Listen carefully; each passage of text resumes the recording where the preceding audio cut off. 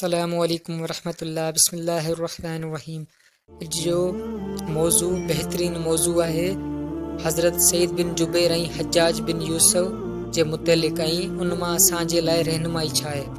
हज्जाज बिन यूसुफ जो ज़ुल्म दुनिया में मशहूर आहे, पर दीन जी इशाअत में बि कमु कंदो हो, पर पोइ बि दीनदार ऐं आदिल बादशाहनि जे मुक़ाबले में बदतरीन ज़ालिम शुमार कयो वेंदो हो।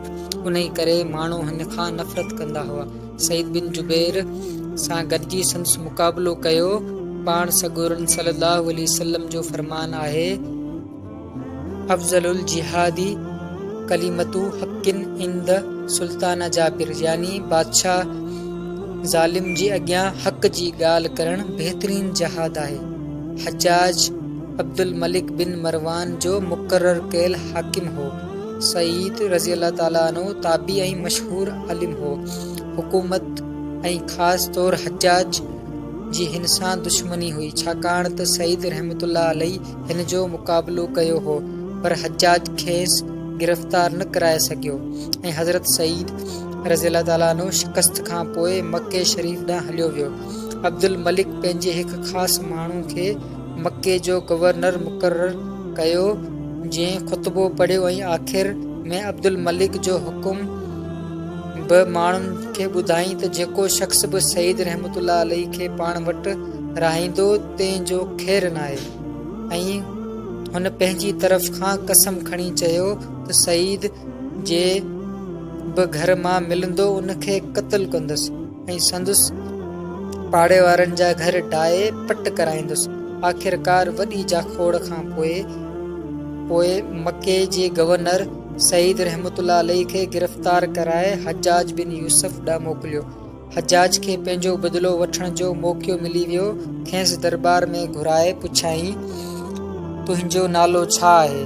हज़रत सईद ॿुधायो त मुंहिंजो नालो सईद आहे। वरी हज्जाज चयो त कंहिंजो पुटु आहीं? वरी हज़रत सईद फरमायो त जुबैर जो पुटु आहे। अरबी ॿोली जे लफ़्ज़ सईद जी माना नेक बख़्त ऐं जुबैर जी माना सुधरियल आहे। जेतोणीकि नालनि में माना घणो करे बेक़सद हूंदी आहे, पर हज्जाज खेसि सईद सां नफ़रत जे करे सईद बिन जुबैर नाला न वणिया। उन करे चयाईं त तूं शकी बिन कैसर आहीं। वरी हज़रत सईद फरमायो त मुंहिंजो नालो रखण वक़्तु मुंहिंजी माउ तोखां वधीक सुठो सम्झो हो। वरी हज्जाज चयो त तूं बि बदबख़्त आहीं ऐं तुंहिंजी माउ बि बदबख़्त आहे। वरी हज़रत सईद फरमायो त ॻुझ जो ॼाणींदड़ तूं न पर अल्लाह आहे। वरी हज्जाज चयसि त ॾिस, आऊं तोखे क़त्ल करियां थो। वरी हज़रत सईद चयो त मुंहिंजी माउ मुंहिंजो नालो सुहिणो रखियो आहे। वरी हज्जाज चयो त हाणे आऊं तोखे ज़िंदगी जे बदिले जहन्नम में मोकिलियां थो। वरी हज़रत सईद फरमायो, जे मूंखे ख़बर हुजे हा त मुंहिंजो मौत तुंहिंजे वस में आहे त तोखे माबूद बणाया हा। वरी हज्जाज चयो त हज़रत मुहम्मद सल्लल्लाहु अलैहि वसल्लम बाबति तुंहिंजो कहिड़ो अक़ीदो आहे? वरी हज़रत सईद फरमायो त रहमतुल लिल आलमीन ऐं अल्लाह जो प्यारो आख़िरी रसूल ऐं पूरी दुनिया जी हिदायत लाइ मोकिलियो वियो। वरी हज्जाज चयसि, ख़लीफ़नि बाबति तुंहिंजो कहिड़ो ख़्यालु आहे?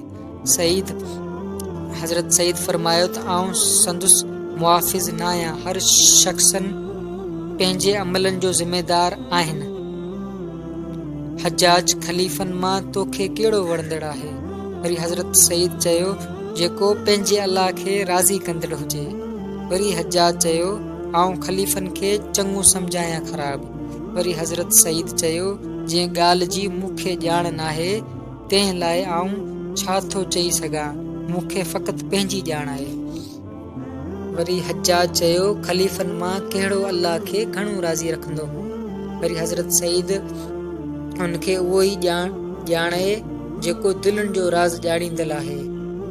वरी हज्जाज चयो, हज़रत अली रज़ियल्लाहु ताला अन्हु जन्नत में आहे या दोज़ख में आहे?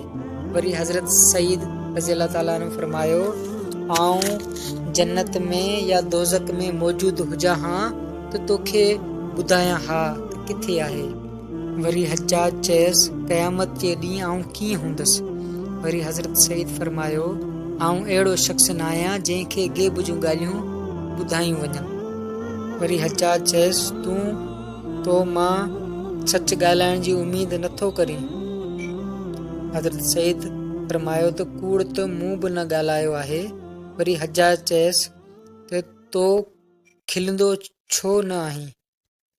वरी हज़रत सईद फरमायो खिलण लाइ का ॻाल्हि ॾिसण में या ॿुधण में न ईंदी आहे, पर उहो शख़्स कीअं खिलंदो जेको मिटी मां ठहियल हुजे, क़यामत में हिसाब किताब ॾियणो अथसि ऐं फितने फसादनि में ॾींहुं राति गुज़रंदो हुजे। वरी हज्जाज चयसि आउं त खिलां थो। हज़रत सईद फरमायो अल्लाह असांखे मुख़्तलिफ़ तरीक़नि में रखियो आहे। वरी हज्जाज चयसि आउं तोखे क़त्ल करण वारो आहियां। वरी हज़रत सईद फरमायो मुंहिंजी मौत जो सबबु पैदा कंदड़ पंहिंजे कम मां वांदो थी वियो। वरी हज्जाज चयो आउं तोखां वधीक अल्लाह खे प्यारो आहियां। वरी हज़रत सईद फरमायो अल्लाह त को बि जुरत नथो करे सघे जेसिताणी खेसि पंहिंजो रुतबो मालूम न हुजे ऐं गज जी ख़बर फ़क़ति अल्लाह खे ई आहे। हज्जाज वरी चयो त आउं जुरत कीअं नथो करे सघां, आउं वक़्त जे बादशाह जो साथी आहियां ऐं तूं बाक़ी टोले सां गॾु आहीं। वरी हज़रत सईद फरमायो आउं जमायत खां जुदा न आहियां ऐं फ़साद मूंखे पसंदि न आहे। जेको तक़दीर में लिखियलु आहे तंहिंखे केर बि टारे नथो सघे।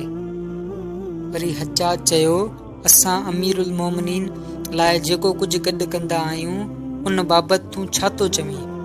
वरी हज़रत सईद चयो त मूंखे कहिड़ी ख़बर तव्हां छा गॾु कंदा आहियो।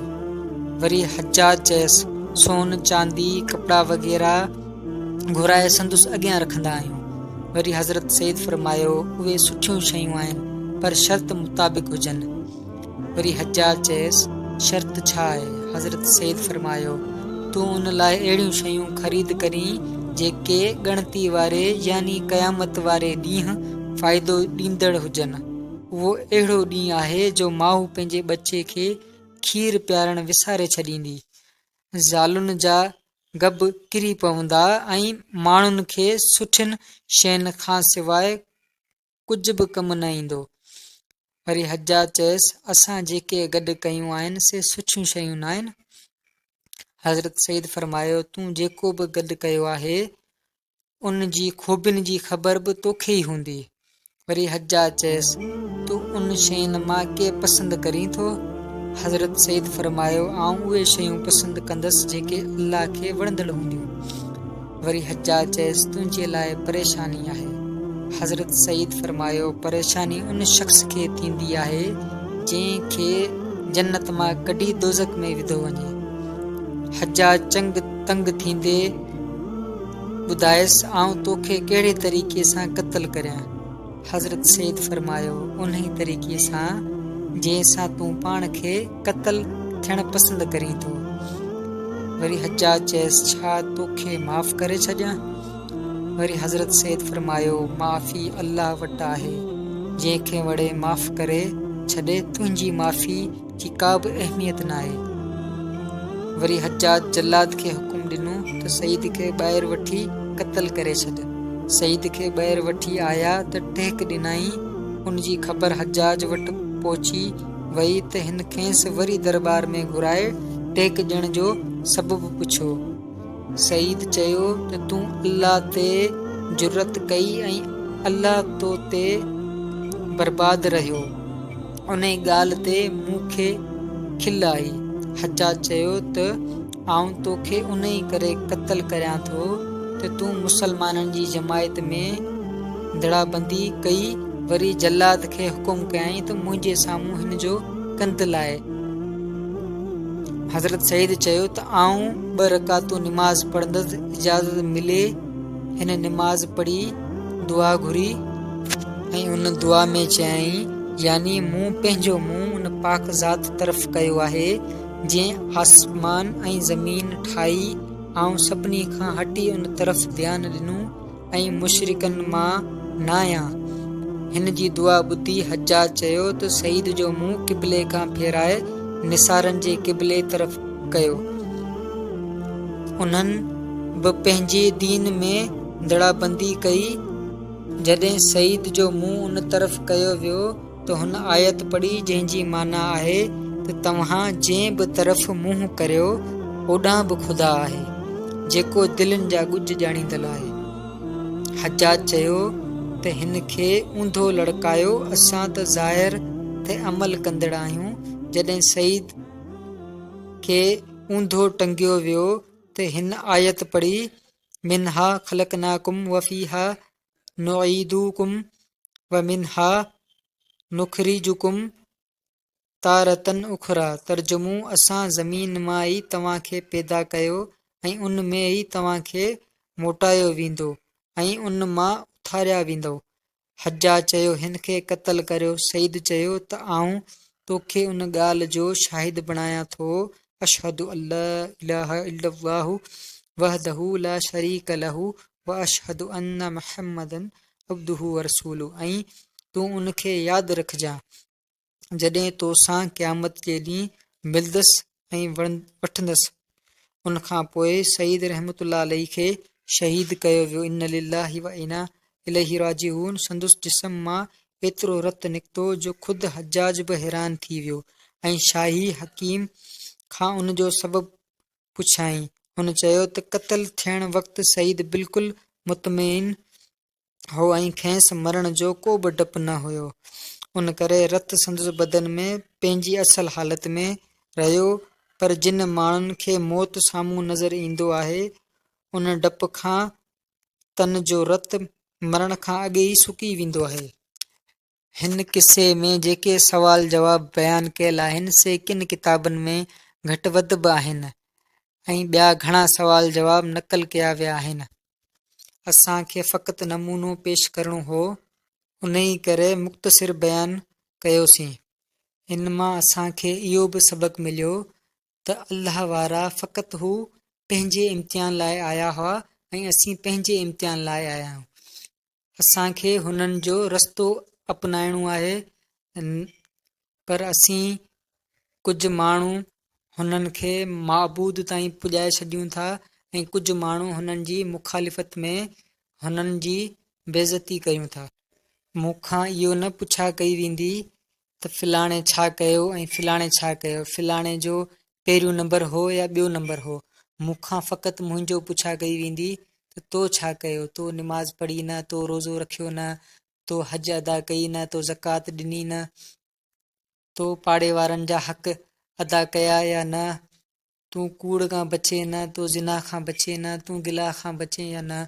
मूंखां इहो पुछा कई ईंदी। मूंखां इहो कोन पुछा कई ईंदी त हज़रत हुसैन रज़ी अल्लाह ताला अन्हु छा कयो ऐं यज़ीद छा कयो, हज़रत मूसा अलैहिस्सलाम छा कयो त फ़िरऔन छा कयो।